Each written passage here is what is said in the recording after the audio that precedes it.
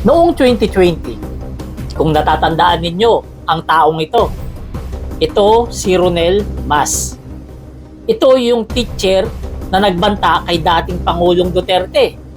Nag-post siya sa kanyang Twitter account at ito yung post niya.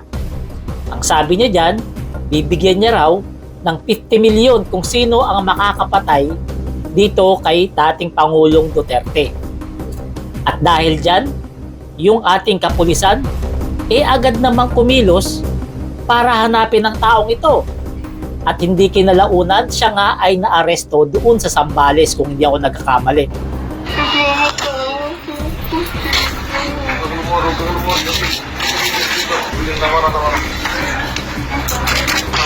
Todo hingi naman ng tawad ang naarestong public school teacher na nagpanta umano kay Pangulong Rodrigo Duterte gamit ng kanyang social media account. Kinilala po ang naturang guro na si Ronel Mas. Sa kanyang Twitter post, tahasan umano itong sinabi na handa siyang magbigay ng 50 milyong pisong pabuya sa sino mang makakapatay sa Pangulo. At ayon po sa National Bureau of Investigation, malinaw na isa itong pagbabanta. Agad na hinanap ng NBI lalaking ito at natuntun siya doon sa Santa Cruz, Zambales at isinailalim ito sa inquest proceeding na ng DOJ. Posibleng maharap si Ronel Mas sa reklamong inciting to sedition, paglabag sa Cybercrime Prevention Act at Code of Conduct and Ethical Standards for Public Officials. Wala akong 50 milyon. Wala akong... Sino magbibigay nun? Ha? Simpleng pamilya lang kami. At siya ay ikinulong. Dapat lang naman talaga. Kasi masama yung ginawa niyang pagbabanta. Hindi tama na magbanta ka sa kapwa mo, lalong-lalo na kung ito ay presidente. Subalit ngayong panahon na to, si BP Sara, ginawa niya rin yung ginawa ng tao na yan. Pinagbantaan niya si Pangulong Bongbong Marcos, si First Lady Lisa Marcos, at si Speaker Martin Romualdez. Yes. Huwag kang mag-alala, ma'am, sa security ko. Kasi may kinausap na ako na tao. Sinabi ko sa kanya, kapag pinatay ako, patayin mo si BBM, si Lisa Araneta, at si Martin Romualdez. No joke. No joke.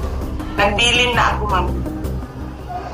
Pag namatay ako, sabi ko, huwag ka tumigil na hanggang hindi mo mapatay sila. And then he said yes. Diyan pa lamang, makikita na natin ang ugali talaga netong si BP Inday Sara. Ano yan? Kapag ibang tao nagbanta sa kanila, ipapa-aresto nila? Pero pag sila ang nagbanta, okay lang ba? Isipin na lamang natin, masamang ugali yung pagbabanta. Masamang gawain niyang pagbabanta. Lalong-lalo na hindi dapat yan ginagawa ng isang mataas na opisyal. Kasi dapat kapag ikaw ay mataas na opisyal, ikaw ay huwaran sa mga Pilipino. At hindi ka dapat nagpapakita ng pagiging pa-victim mo sa mga tao. Kaya etong si BP Sara talagang pinagtatawanan ngayon ng mga Pilipino. Kasi booking na booking daw yung pagpapabiktim niya. Halatang halata raw na nagpapaawa effect siya para sa simpatsya ng sambayanan. Pero ang nangyari, hindi siya pinansin ng mga Pilipino. Bagkus pinagtawanan lang yung ginawa niyang drama o pagpapabiktim niya. Kasi naman, hindi na po kasi uubra ang mga ganyan sa panahon ngayon. Dahil sa panahon ngayon, mulat na talaga ang mga Pilipino. Ang mga Pilipino ay hindi na ngayon bobo-boboto. Ang mga Pilipino marunong na mag-analyze ng mga pangyayari. Pag alam nilang nagdadrama at nagpapabiktim, tatawanan na lamang yan ng majority ng Pilipino.